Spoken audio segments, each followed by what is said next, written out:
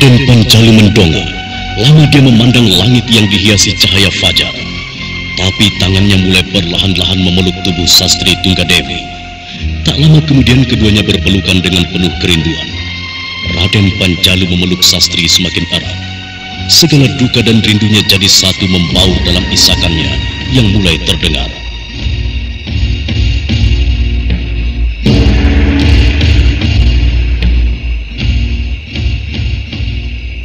Sementara itu Nyai Balitung tampak tersenyum. Ada kemenangan membias di matanya. Lantas perempuan itu menyeringai lagi sambil mendekati Raden Panjalu yang masih memeluk tubuh Sastri Tunggadewi. Sekarang bawalah putrimu masuk, Raden Panjalu. Kalau tidak untuk tinggal di sini, ya cukuplah kau bawa untuk bertemu dengan ibundanya. Aku yakin Ayu Sekartaji pasti rindu padanya. Dan setelah itu, biarlah Sastri pergi bersamaku lagi, seperti yang selama ini terjadi. Tidak. Sastri tidak boleh pergi. Biarlah dia di sini. Sudah terlalu lama kami kehilangan dirinya. Aku juga begitu rindu dengan Ramanda dan Ibunda. Ramanda, apakah Ibunda masih tidur? Oh, iya, Ibundamu masih tidur. Dia terlalu lelah. Dia terlalu banyak bersedih. Ayo, sekarang masuklah anakku. Masuklah. Iya Ramanda, tapi aku ingin bersama nenek itu. Aku ingin selalu bersamanya. Iya, dia akan bersamamu anakku. Nanti Ramanda beri kamar untuknya. Sekarang masuklah. Atau kalau kau lelah, masuklah ke kamarmu dan istirahatlah. Iya, aku dan nenek sangat lelah sekali. Kami akan masuk, Ramanda. Iya, ayolah. Nyai, silakan masuk. Biarkan saja kudamu di situ. Nanti pengawalku yang akan mengurusnya. Tidak mengapa, Raden. Kuda ini sudah terlalu lama bersamaku. Dia akan mengerti di mana dia harus tinggal. Nah, kau kudaku yang baik. Pergilah. Aku akan memanggilmu kalau aku memerlukanmu. Pergilah. Ya.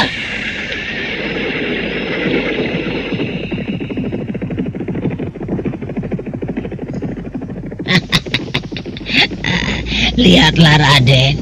Dia bisa berlari kencang. Selama ini binatang itu banyak membantu pelarian kami dari kejaran orang-orang yang membenci kami berdua. Tapi syukurlah, akhirnya kami tiba juga kemari dengan selamat. Iya Ramanda, kami terpaksa berpekan-pekan, bahkan sampai sekian purnama, berada dalam ketakutan dan kecemasan. Tinggal di hutan dan di lereng-lereng gunung. Kami menghindari semuanya. Aku yakin pasti Ramanda dan Ibunda amat sedih karena aku tidak ada kabar beritanya. Raden Panjalu, aku yakin pasti kalian di sini telah mengira Sastri Tunggadewi mati. Atau paling tidak, ya dia dibunuh orang. Atau mungkin saat ini kau mengira di depanmu itu adalah arwah Sastri. Tapi percayalah, dia adalah anakmu. Jangan kau kira yang bukan-bukan. Kau akan berdosa dan akan dikutuk oleh Dewata, Raden. Iya, aku percaya, Nyai. Oh iya, siapakah sebenarnya kau yang telah bersusah payah menolong dan menyelamatkan anakku dan akhirnya membawanya kemari lagi? Orang-orang menyebutku sebagai Nini Utari Saketi. Aku adalah petualang dari pantai selatan. Kalau begitu, terima kasih Nini. Aku yakin kalau sebenarnya putriku selamat di tanganmu. Aku tahu pendekar macam apa dirimu. Kau seorang jago silat dari selatan yang dikenal banyak orang itu. Kau terlalu banyak memujiku, Raden Panjalu. Aku hanyalah pendekar biasa. Tak sedikit orang seperti aku di Mataram ini, Raden. Iya, sudahlah Nini. Sekarang marilah masuk. Marilah kita ke dalam. Kalian perlu istirahat. Kalian terlalu lelah setelah berjalan sangat jauh untuk masuk ke Mataram ini. Terima kasih, Raden. Sastri, marilah kita istirahat dulu. Lihatlah, cahaya matahari mulai mereka di sana itu. Kita sudah terlalu lama berjalan. Kita terlalu lelah. Iya Ramanda, biarlah aku kembali ke kamarku. Aku masih ingat dengan kamarku. Dan aku sudah sekian lama merindukan untuk tidur di atas pembaringanku. Dan untuk hari ini, biarlah nenek ini tidur denganku. Iya, pergilah kalian tidur. Raden, aku minta satu saja denganmu. Jangan sesekali kau beritahu siapapun di Mataram ini bahwa aku membawa anakmu kemari. Iya, Nyai. Karena orang-orang itu akan membunuhku. Mereka akan membunuh anakmu ini. Mereka sangat membenciku, Raden. Mereka sangat memusuhiku. Nah, kau akan kehilangan kami, bahkan nyawamu sendiri. Iya, aku tak akan bicara pada siapapun, Nyai. Aku tak akan memberitahu siapapun tentang diri kalian. Tenang saja. Sekarang masuklah, tidurlah. Nanti aku akan memberitahukan istriku tentang kedatanganmu ini. Istriku pasti akan sangat berterima kasih karena kau telah membawa kembali putri kami. Aku harap kau tidak mengingkari janjimu, Raden.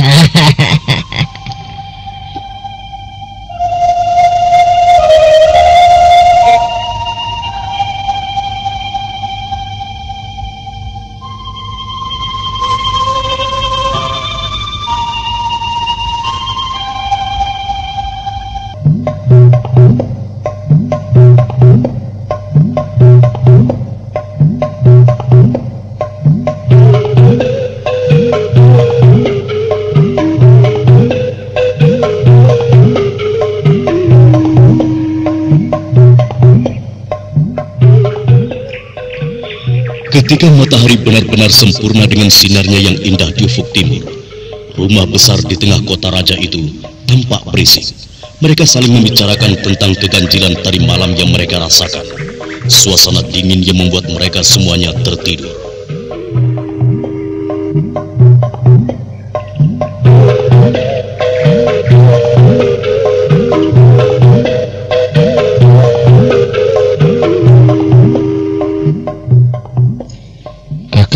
Singap, kenapa tadi malam kita semua tertidur ya? Apakah memang benar apa yang dikatakan oleh para pengawal dalam, bahwa ada orang yang melepas Aji Sirap? Entahlah, Aji Daren. Aku tidak tahu dengan pasti apa sebenarnya yang terjadi.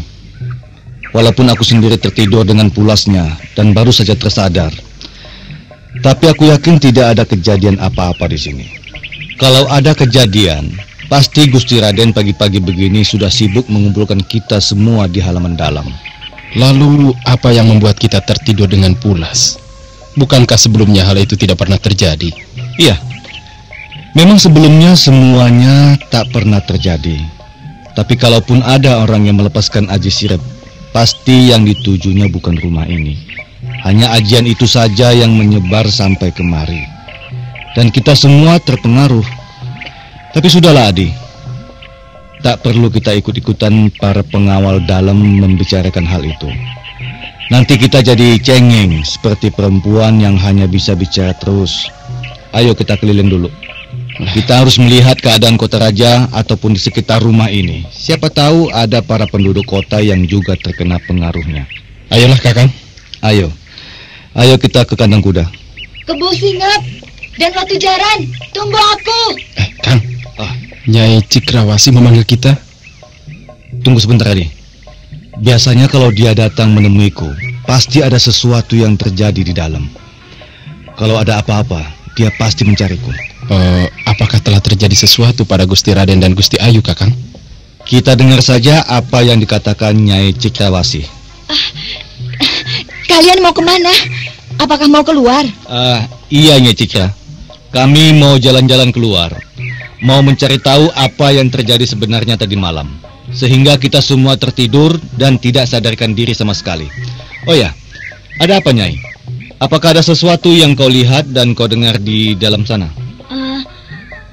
Kebo Singep, tadi ketika bangun, aku seperti biasa mau masuk ke dalam membersihkan ruangan tengah, sekaligus menyiapkan hidangan untuk Gusti Raden. Tapi ketika aku melintas ruang kamar Tuan Putri Sastri Tunggadewi, bulu kuduku berdiri. Aku jadi penasaran, karena selama ini aku tidak pernah merasakan itu. Lalu, apa hubungannya hal itu dengan datangnya dirimu kemari? Kurasa tidak ada sangkut pautnya. Watu Jaran, dengar dulu. Begini, karena penasaran dengan bulu kuduku yang berdiri, aku iseng saja mengintip dari lubang kunci. Aku terkejut bukan main. Di dalam, aku melihat dua sosok tubuh terbaring.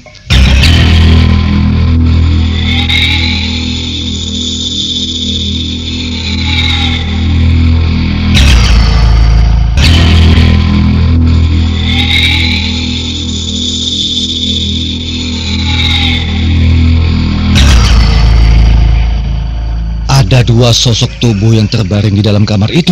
Iya, mereka tertidur dengan lelap sekali. Nyai Cikra, kau jangan suka mengada-ada. Siapa yang tidur di dalam ruangan itu? Bukankah sudah sekian purnama kamar Putri Sastri itu kosong, tanpa penghuni dan tak ada yang mau tidur di situ? Kau pasti bermimpi. Watu Jaran, aku ini masih waras. Aku bisa membedakan mana mimpi dan mana yang nyata. Aku melihat semuanya sambil mencubit tanganku. Aku merasa sakit. Dan aku saat itu sedang membawa sarapan untuk Gusti Raden. Sekarang kau lihat di ruang tengah sana. Makanan itu masih kuletakkan di sana. Kalau begitu, memang ada kejadian di sini tadi malam. Tapi Nyai, apakah tidak mungkin yang tidur di ruangan itu adalah Gusti Raden bersama Gusti Ayu Sekertaji? Tidak, Kebo Singep. Aku yakin itu bukan beliau. Aku melihat wajah keduanya. Yang satu berwajah gelap dan yang satunya lagi agak bersih. Kau sudah mengatakannya pada Gusti Raden? Belum.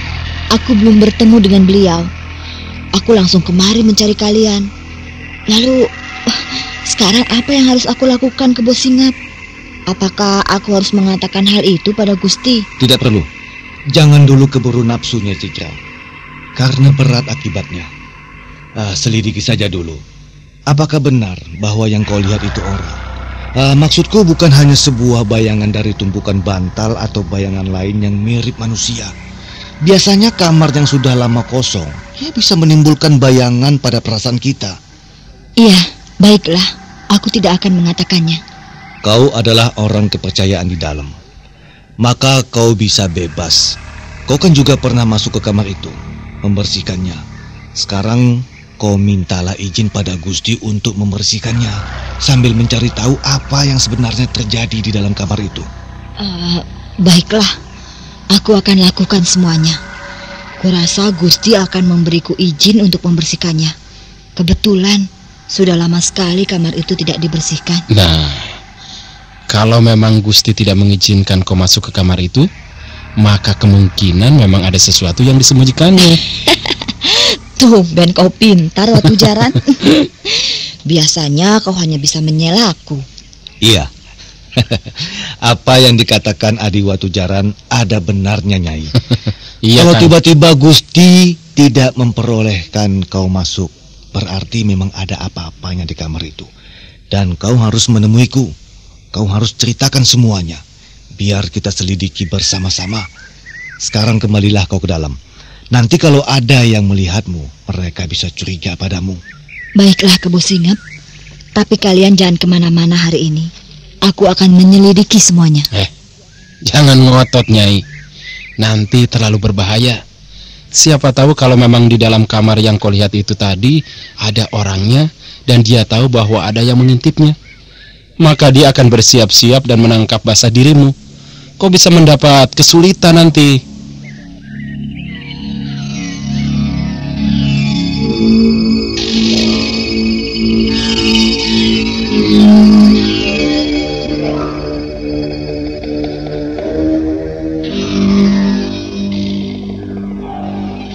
Nyai Cikra Warsih mengangguk. Lalu dia berpamitan meninggalkan kedua pengawal itu. Tak Tak lama kemudian Nyai Cikra telah hilang di balik tikungan rumah besar itu. Watu Jaran dan Kebo Singap menarik nafas, lalu mereka saling pandang.